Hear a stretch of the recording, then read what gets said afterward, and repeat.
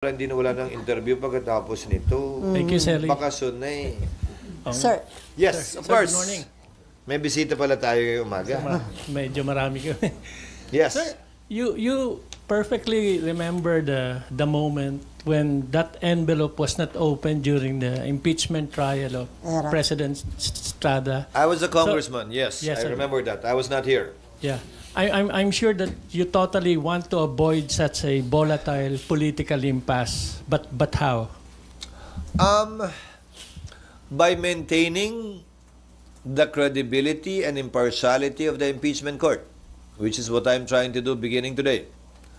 Again, without fear nor favor, nang walang pinapaboran, nang walang kinikitilang karapatan, gagampanan namin yung aming tungkulin.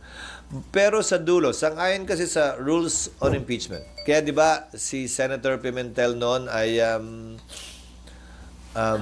nagbitiw, kung tama ang pagkakaalala ko. Dahil under the Constitution, ang uupo bilang presiding officer talaga kapag ini-impeach ang presidente ay Chief Justice. Hindi naman talaga, wala namang co-presiding eh. Wala rin namang majority leader ang impeachment court eh. Ginawa lamang nila noon yun eh. Kung talagang korte yan, Chief Justice ang presiding officer sa presidente pag in-impeach. It's the Senate President that presides in relation to other impeachable